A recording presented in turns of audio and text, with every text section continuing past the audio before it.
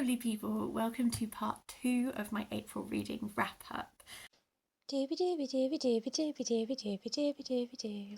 Doobie doobie doobie doobie doobie doobie doobie doobie Sophie vlogs. With my part 1, I kicked off with fiction. With part 2, I'm going to kick off with some non-fiction. So I'm going to start with Sappho Goes to Hollywood, The Girls by Diana McLellan. This is a very light, fun, almost like gossipy piece of non-fiction. Like, the author wrote for the Era of Washington, a survey of gossip in our nation's capital. Like, she had column in a variety of big newspapers and sort of does like that sort of side of things. And that's definitely like the vibe of the narration for sure. It's looking at sort of the 20s, 30s, 40s in Hollywood and these women who were all sapphic and then also very much involved with each other. There's like a real web. This is like a who's who, and then did you know that they were actually dating at various points? As you can see from here, like big names in this would be like Marlene Dietrich, Greta Garbo, Tallulah Bankhead, that kind of thing. But there's a lot more than just those three women explored throughout, and it truly is an intricate web of who was with who and then was with who and then was with who and all that kind of thing. I really enjoyed this as a snapshot of that time and that time in Hollywood. And whilst I know of these women and I have seen some films of theirs, I'm not like super familiar, so I learned a lot about like biographical information and stuff. These three are definitely three who run throughout, but there's a few others as well that are really big presences in this. My main critique of this book is that Diana McLellan's sort of like selling point argument here is that in the introduction and then explored throughout, she is convinced that Marlene Dietrich and Greta Garbo had an affair and that ended really badly, and that's why they pretended that they'd never met and never spoke of each other and that kind of thing. And this is drawn on, her argument is that there is this film that they were both in, but one of them was sort of cut out, like their scenes were largely cut. So she discovered this and she discovered the cut scenes, and she was able to link the fact that they were both in this film, which is true and is a thing. The problem that I had was that the argument then went, and if they lied about this, what else did they lie about? Surely the fact that they had a relationship and it ended badly and they never spoke to each other again and they hated each other. And it's like, there wasn't actually any evidence for that bit. I think at one point she just used the phrase, "It isn't hard to imagine." And I was like, yeah, but I need to do more than just imagine if I'm going to believe you. So I don't think that she presented any compelling evidence for why that was the case. So I obviously am not an expert in this area, but I didn't think that that argument was compelling. What I did enjoy was just reading this book that is written in a very easy to access, engaging way, because it is a little bit gossipy and a little bit frothy and all that kind of thing. Like, it's a really easy read to just sink into. And I did really appreciate getting a better understanding of a lot of these players and the relationships and stuff. I've come away and I'm like, I don't think I would have liked Greta Garbo. She seems like an ice queen. But it was a very interesting study of a time. I'm just sort of caveating that I think that this main argument needed some more actual evidence, frankly. I also listened to Hidden Heritage by Fatima Manji, which was also narrated by Fatima Manji, and I'm familiar with her because she's like a Channel 4 news presenter, or she was, I think she stopped now. And so she has a really lovely voice for like narrating, absolutely. I gave this 5 stars. I thought this was great. It is looking at hidden heritage, so it is taking artifacts from British museums or from fancy houses, that kind of thing, and it's looking at the hidden history behind them that is not often shared, that shows the presence and existence of, she refers to, she's using the sort of blanket term of Oriental countries specifically, and she talks about this explicitly in the introduction. She's specifically using the language that was used at the times that she's looking at in order to encompass a lot of different cultures that are not actually really that related to each other, because she wants, what she is doing is these different artifacts like they are covering lots of different countries, and so she wanted to use that terminology to reflect the fact that it's covering a very broad number of countries. It was so interesting, and one thing she was really trying to show was that this idea that people, people will be like, oh, go back where you came from, blah, blah, blah. People have been here for a really, really long time, and actually, at times, some of these pieces in museums were made to tempt visiting royalty. We wanted people to come over here because we wanted to create bonds with this prince or this group of people because we wanted their skills and all this kind of thing. Like, this idea that immigration has always been unwelcome is fundamentally wrong. We invited people from these different countries that she's looking at to come here. We have all these artifacts and stuff that the history of which is not explicitly, like when you go to these museums or these big houses or this kind of thing, like it's not laid out. They don't have explanations for why this happens to be here, but when you understand the story behind it, it's really fascinating. I found it really a really interesting book, actually, and she's not afraid to get explicitly political and draw comparisons with not just the past but also the present, and this language and this narrative, and really challenging that. So I thought that was really great, actually, and I really liked it. I just got it out from the library on a whim, as I do all of my audiobooks pretty much. But it was really fab. My third non-fiction that I want to talk about is Lost Realms, Histories of Britain from the Romans to the Vikings by Thomas Williams. This is, I took a really long time to read this one, actually. I think this book might be why I felt like my reading tanked a bit, because I felt like I took a really long time reading this. Not in a bad way, but just in a way that, like, the narrative style and the information and everything, I worked my way through very slowly. It is split into each chapter section is a kingdom of Britain that used to exist. And they didn't all exist at the same time, but Elmet, Dumnonia, that kind of thing.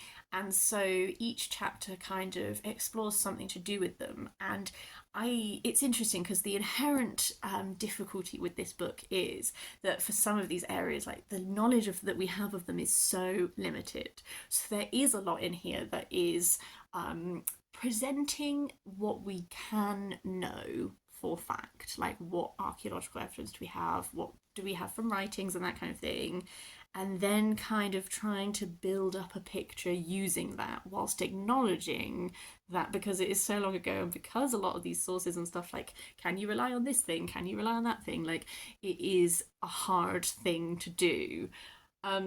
When this book was good, it was really good. Like some of the chapters, like Elmet was really fascinating. My grandmother always used to consider herself Elmetian, because that was like the bit of the world that she came from, and she was really attached to it. So I really wanted to like go back in time and be able to like share that chapter with her. Some chapters were less interesting. I think like which I really liked, but Dumnonia mainly just talked about Tintagel and links to Arthurian mythos, which felt like a bit of a shame. I might just be feeling that because where I live would sort of fall within Dumnonia. I wanted more information that's not just like Tintagel and Arthurian, even though I like that kind of thing. I don't know. So I feel like some chapters felt stronger to me, or were just like more interesting for what I like find interesting to read about. He does love to like paint a scene, and I think maybe that is partly why I read this quite slowly, because he does, like, every chapter opens with a really intense descriptive sort of like mood setting that is very much like painting a picture of the land and the landscape and the mythology and the idea of it and all that kind of thing. This was interesting, and it made me jump off and do some Tolkien reading related stuff as well, because he references Tolkien a few times in it, and that made me read something which I'm going to talk about in my May wrap up. There's just a few chapters where I was like, oh, I really wish that this had been more interesting for my tastes. The final non-fiction book I'm going to talk about is Borrowed Time, an AIDS memoir by Paul Monette. This was another one that I really took my time with because it was so emotionally affecting. I gave it 5 stars. I thought it was brilliant, but it was so deeply sad. It is Paul Monette was writing about the AIDS crisis, and his partner Roger, was who passed away because of AIDS complications. And as he was writing it, in the introduction, he talks about the fact that he himself has AIDS and he didn't know how much time he had left, but he wanted to write this book. And he did pass away in the 90s, I think. I found this so deeply moving as a record of and a testament to like the relationship between these two men, like how much they loved each other, but also like the like lived reality of that time. It was interesting actually because I have read nonfiction about the AIDS epidemic, variety of different things. But this one was based in Los Angeles, whereas a lot of the other stuff, like a lot of the really active protests and stuff like this, was New York, and it was very heavily affected in New York and stuff. So it was interesting reading it from the perspective of someone who's based in LA. And Paul Monette was a writer who he wrote like novelizations of films and that kind of thing. So he was quite involved in like show business and all that kind of thing. So his circle is very different to the type of circle of people that I'm used to reading their experiences of. One thing that I really loved was how you can really see in this like the normal people who really tried to help, whether that is like there's a nurse at one point who says that her son is gay, and she specifically volunteers to look after men who are experiencing AIDS complications in the hospital that she works at, because she would want someone to do the same for her son if it came to it. And like there's just people like that are just like normal people who are doing everything they can to help in some way with whatever power they have. And sadly, a lot of the time there's not actually that much they can do, but when they are able to help, even if it's only temporary, like the difference that that makes to people's lives, the time it gives them together is like so precious. And I actually feel myself tearing up talking about it because I just found it a really affecting book. The sort of nature of it is that you also get like a real sense of the introversion, the mundanity of like hospital trips and all of this, like the repetition and all that. Like I feel like it just really encapsulated so much that I think Paul Monette would have wanted it to. I really can't recommend it enough. I found it very, very moving. I'm going to move on before I cry. Shall we go to the one of the books that I read because of this book is I also picked up Beowulf. This translation is by Maria Dahvana Headley. He quotes from Beowulf in this, so I fancied reading this because I knew I had it on my stacks. It's the first Beowulf translation I've read that's by a woman. I've read a few Beowulf translations. I've definitely read Seamus Heaney, Kevin Crossley Holland, and I've read someone else's. Michael Alexander. Is that a name? It's close to that in some form. So this is my fourth Beowulf translation, I think. I found this really interesting. This is billed as like a feminist translation, and that's, I think, an interesting thing to think about when this is a text that is so concerned with masculinity and men that there are very few women in it. I found the translator's note super interesting, the way that she talks about, she takes some very interesting language decisions in regards to using a lot of colloquialism. She very much uses like a bro culture kind of language style. Like she translates what is like in Seamus Heaney's translation, it opens with like so, and in this one she opens with bro. And that is an element that is, I think she's trying to translate like that hyper masculine bonds between men kind of thing, and that is effective. I think where the downside comes with that is that because we are using that sort of bro culture language so much, it does provide like an interesting new way of reading this, which I really loved. I think sometimes it takes away some of the sincerity of emotion between these people. Because like yeah, it's really funny when like Beowulf's telling his bragging story about how he swam in that sea for a while and all that kind of thing. Like that is really a funny way of interpreting it, and it really gets it across. But when there are moments that are like true real emotion experience between men, like that didn't hit so sincerely because there's this like self-aware. I don't know. That is like what I felt was lacking from this. But what was really interesting was how she approached Grendel's mother. She talks a lot about how like Grendel's mother is portrayed as this like monstrous thing, but really like is that in the original language? So that was a very interesting thing. So this has been, I keep using the word interesting, I'm so sorry, but it was a really cool take what you know, think about the biases, because I don't speak Old English. I read a lot of stuff that is in translation of languages that I don't speak, and the translating process is so interesting and like hard and difficult and like something to grapple with. That whenever people are sharing those decisions they had to make and the thought processes they had, it's just really fascinating. So this was very cool in that way. A book that I was a little bit disappointed by, if I'm honest with you, is The Shadow King by Maaza Mengiste. This is counting for my Read the World project for Ethiopia. It's set in Ethiopia in 1935, and it is looking at when Mussolini invaded and then the resistance against him. I think the disappointment I had is that so much of how this is like marketed and like pitched, and why I was interested in reading it, is that it tells you that it's telling the stories of these women that have been overlooked, and it's like telling you their story and their presence in these resistance armies and that kind of thing.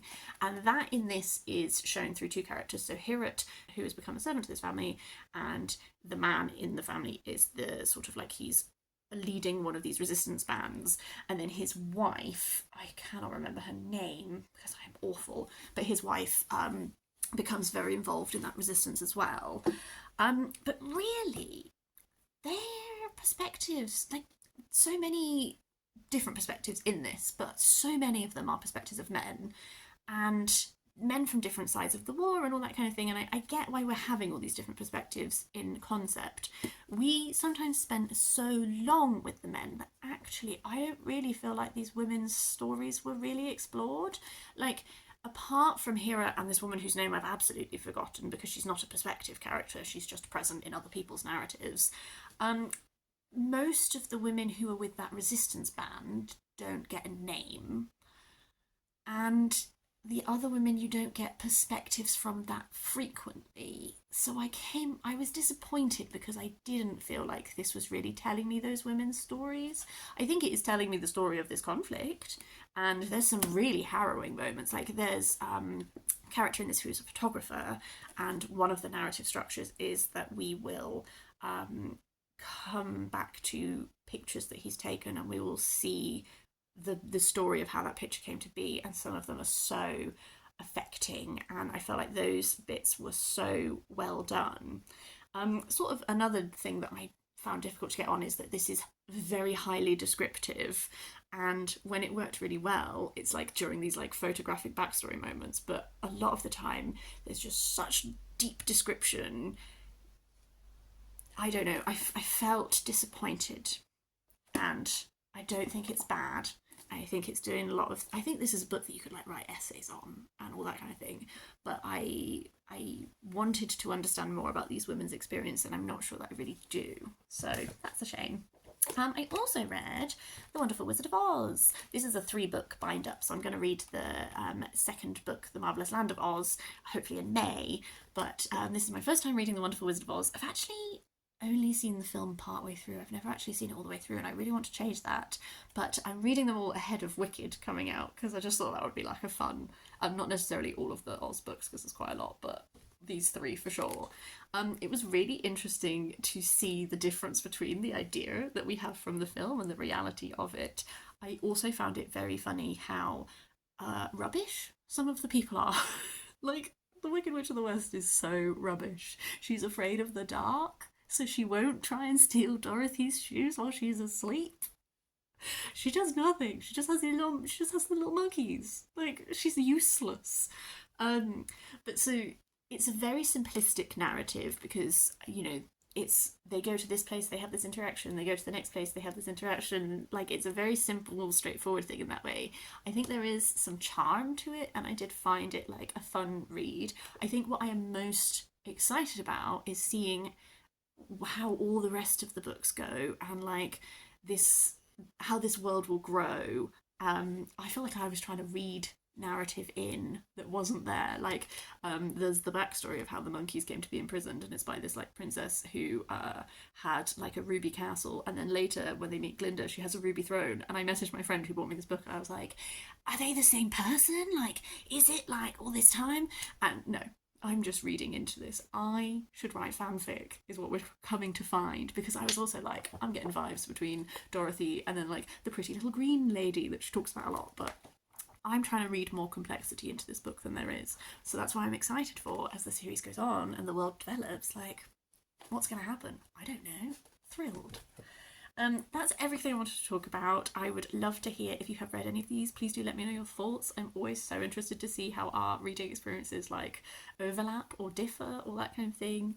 But otherwise, I hope you're having a really lovely day, and I will see you next time for something different.